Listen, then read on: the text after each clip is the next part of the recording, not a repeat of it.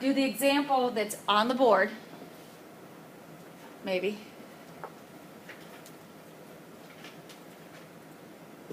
I did too many clicks.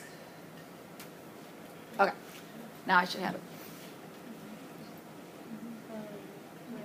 There we go. Okay, so this is Under Armour. So normally I have my act together, and I printed this out for you guys, but because I was out yesterday, I don't have my act together. And I literally got here 5 minutes before you guys this morning, so I did not print it. So we're just going to go over it on the slides instead of you having it in front of you. But if you actually want copies, I can get that for you. Okay, so we're going to go through, and I'm going to write it on the board, and we're going to go through and figure out what Under Armour's is going to look like. So this is what Under Armour's statement of cash flows for the balance sheet looks like. And you can see they actually did the calculations for you. Okay, they have on the right that the change in the different assets. We'll come back to this slide in a second. And then this is their income statement. So we want to go through and we want to do their statement of cash flows using the indirect method. So I want to make sure I don't make this too easy. So what do we want to start with? Net income. What is Under Armour's net income? 260, the big box with the arrow next to it, right? All right. So net income equals $260,000. What is the first thing that I need to do? Add depreciation. Add depreciation. All right. Do we know what depreciation expense is? 110. 110? All right. So we're going to add in depreciation. 110,000 or million. What do we want to do next? Current assets. All right. So we need to go take a look at their current assets. So we got to go back. All right. So we're back at the beginning. So where are we going to start? Accounts receivable. Accounts receivable. All right. Does everybody agree? Why not cash? Why not cash? Oh. Did you just answer your own question? Huh? It's a statement of cash flows. It's a statement of cash flows. I like she answered her own question. That's good. But let's go ahead and over here, because you guys don't have it in front of you. Cash was 250. It ended at 130 with a change of 120. Let's just write that there so I don't have to come back. Right? It started at 130. Oh, I have it backwards in. So it started at 130, thank you. And it ended at 250 with a positive change of 120. All right. So Kalanda said we're going to start with the first one, and it's accounts receivable. It said accounts receivable went up by 100 million. So what are we going to do with that? We're going to decrease it, because if an asset goes up, current asset, we're going to subtract it. All right, what's the next one? Inventory. Inventory. Inventory also went up by 140 million, so we're going to subtract it. That looks like a 1. Prepaid expenses, decrease it also. Yep. I'm going to put PPE went up. That actually looks like property, plant, and equipment. Prepaid expenses, so we're also going to decrease it by 20 million. All right, what's next? Then we go to liabilities. What do we do with equipment? Investing activities. So we will add 370. Do we add 370? I mean, for equipment, that will wait until the investing. Okay. You said it, and then he added, it is investing activities. So we have to wait until we do the investing activity section. It does not go here, because what we're doing right now is operating. So we're going to skip equipment. Notice that here's accumulated depreciation, and it says 110. That's our depreciation expense, right? The difference between is, so you could actually get depreciation expense in 2 places. Yes, John? Because equipment is an investing activity, and we're doing the operating section now. All right? So we're doing operating activities, and equipment is an investing activity. So the only thing that's going to go on this section is operating activities, and on the statement of cash flows, like investing is right here. So it will go here when we do that section. But if you remember that number later, 370, we're gonna use it. We probably won't use it till Tuesday, but we're gonna use it. And that's one of the hardest parts, is knowing where to stop, all right? So just current assets. Yeah. Is that plus 110 and minus 100 is the cash inflow or and the outflow? Yes, so this is cash coming, adding cash back, because we did not spend cash on depreciation expense, right? You never spend cash on depreciation.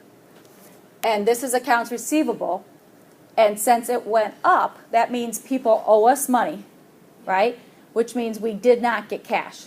So we're going to add that back in.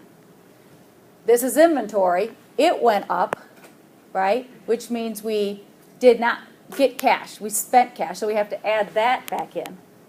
Then minus? So we minus it. Oh, I'm sorry, I just spelled that back. We spent money on inventory, so we have to subtract that. And I said this one wrong too, because accounts receivable actually, accounts receivable went up, so we did not, it was added into this, so we had to take it out. I said it backwards. I'm sorry. Yes.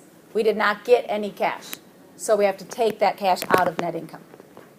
I said it right, I just didn't point at it right. So when accounts receivable goes up, we did not get cash.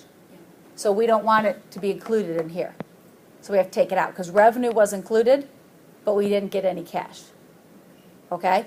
Here, this was also included, because we probably debited inventory and credited cash. Okay, but or not cash, something. So we have to take that out. We did not get cash. And then here, prepaid expenses also went up. Okay, so we have to take that out. So let's go to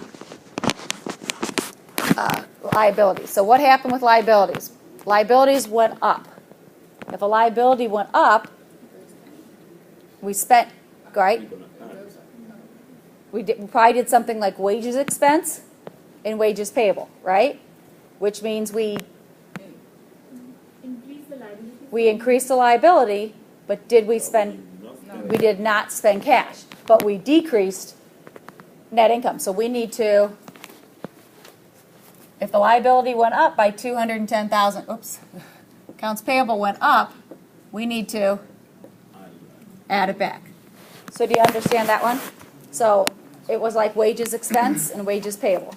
So the expense decreased net income, but we didn't spend cash. So we want to add that back in and say, because we still have that cash. And then the next one was accrued liabilities.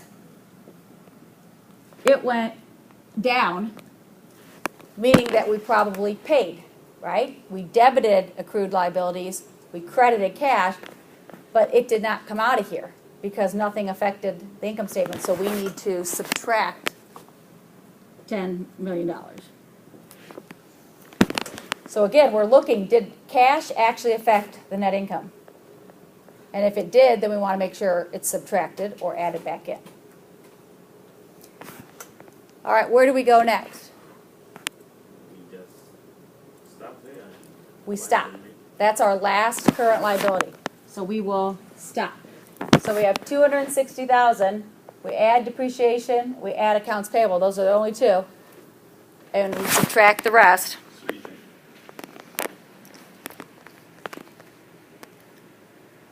This is a summary of what we're going to do, and that's exactly what we just did. There's our net income. Depreciation's always first.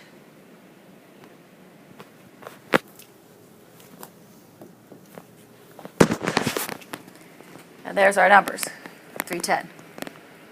Oops, I thought it was going to say so. All right, so when we go through, the biggest thing that's missed here when we're doing this is you like to add things that don't go, like equipment. Or a lot of times, you know what you don't do is you don't take the difference. You just put the whole thing. You got to make sure you take the difference. What changed? What changed in the number? We're looking at, and sometimes it helps you to do the journal entry. If you do the journal entry, wages expense, wages payable, you see that you decrease net income. But you decrease net income with no cash. So you got to make sure you add it back in. I think the liabilities are easier than the assets sometimes. But think of what the asset might be. So what questions do we have? I know it's hard. Remember I said it can be confusing. If you're not confused, awesome, okay? But if you are confused, it's okay. It's okay to be confused right now. This is hard. I'll be honest with you, it's my least favorite chapter. It cracks me up because it's Marcus's favorite chapter. I still have to teach it. Just because I don't like it doesn't mean I don't have to teach it. Like, why didn't we study chapter 5 before chapter 12? Why? Why? Because one of the reasons we bring this chapter first, like instead of doing it last, is because number one, it is hard. And doing this at the end of the semester when you guys are brain dead is not good. All right? Two, the whole book talks about chapter 12, talks about the statement of cash flows. We've already talked about it, but yet it doesn't do it to the end. That doesn't make any sense. So we bring it forward so you guys have this knowledge as we do the rest of the chapter. It should actually not be, in our minds, a chapter 12. It should be a chapter 5, and then you go on. So that's why we do it now, because chapter 13's not hard. It's like your easiest chapter, so that's the positive. So you do your test, your third test, and then chapter 13's easy. It's all ratios. And you guys have done every ratio by the time we get to chapter 13, so that last week before your final is a very easy week. We review, you do chapter 13, all you do is homework, and the homework's easy, it's reviewing your ratios. So that last week of our class is good, okay? I do that if we were doing chapter 12 that last week, you guys would hate me. All right, so that's why we do it right now. And but online class does it now. Everyone that takes a class from the three of us does chapter 12 right now. But for some reason, Marcus loves this chapter. Something's wrong with him. I don't know what to say.